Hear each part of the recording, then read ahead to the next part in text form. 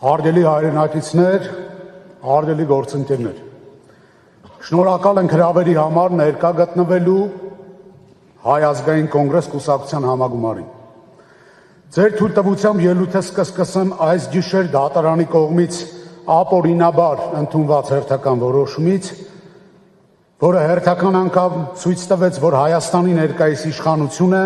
համակարգված կերպով ոչնչացնում է Հայաստանի ժողովրդավարական պետության լեգիտիմությունը։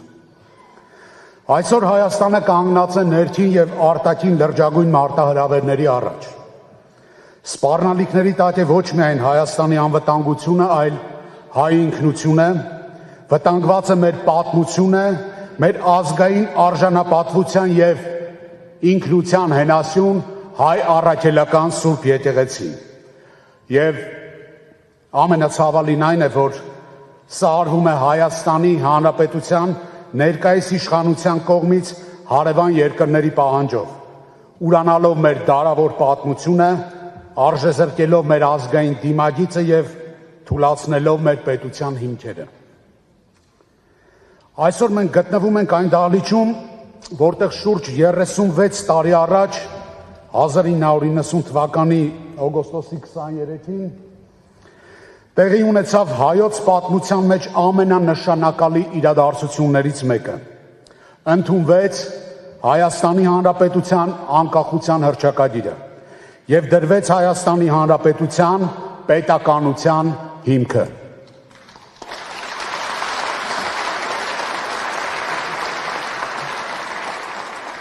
Այն ժամանակ հավաքված մարդկանցից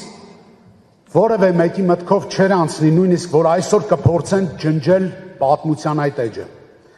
վերացնել մեր անկախության հռչակագիրը եւ ոչնչացնել մեր երրորդ հանրապետության ծննդյան վկայականը։ Եվ այս իրավիճակում մենք պարտավոր ենք ինքներս մեզ հարց տալ. Ինչն է այսօր Հայաստանի համար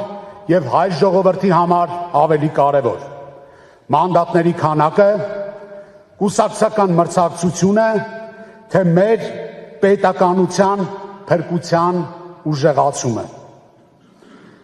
Պառակտված ժողովուրդները երբեք չեն կարող ունենալ ուժեղ պետություն։ Սա փաստ է։ Այս տարիներին Հայաստանի ամենածանր հարվածներից մեկն էլ հենց եղել է ներքին պառակտումը։ Նախ հասարակությունը բաժանեցին ներկաների եւ նախկինների, հետո սևերի եւ սպիտակների։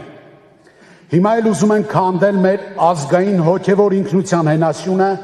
հայ առաքելական Սուրբ եկեղեցին։ Սակայն դա նրանց վստահաբար չի հաջողվել եւ չի էլ հաջողվելու։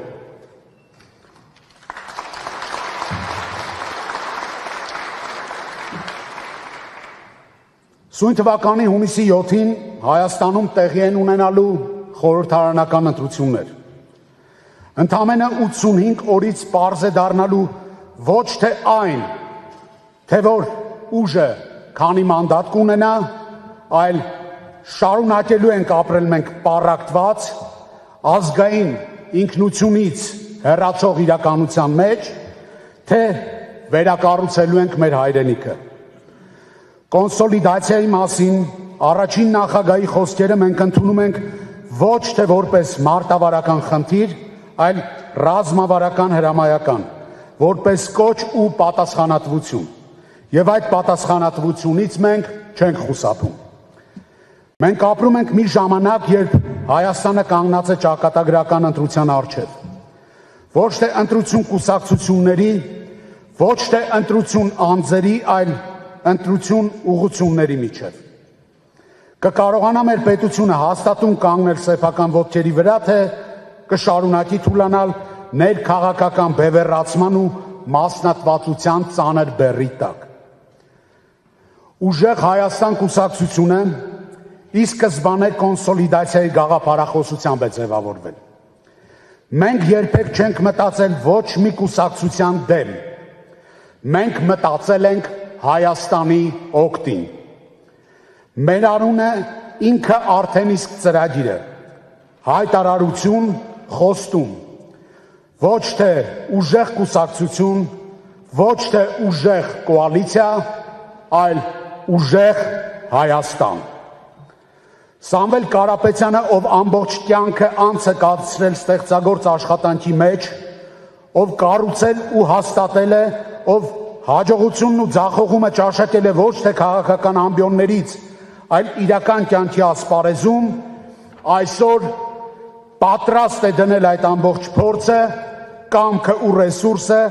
իսպաս ոչ թե անձնական, այլ ազգային նպատակի։ Մենք շնորհակալ ենք բոլոր արտախորհրդարանական ուժերին, ովքեր կիսում են այն համոզմունքը, որ հաղթելու են ոչ թե մրցակցությամբ, այլ միասնությամբ։ Հայաստանը ունի ուժ, Հայաստանը ունի ներուժ, Հայաստանը ունի արժանի մարդիկ։ Այն, ինչ մեզ անհրաժեշտ է, ոչ թե հերոսն է, այլ համախմբվածությունը, ոչ թե հրաշք, այլ կամք ու ճիշտ ուղղություն։ Մենք այդ ճանապարհին ենք, եւ այդ ճանապարհը կրկնակի ամուր կլինի, երբ մենք այն անցնենք միասին։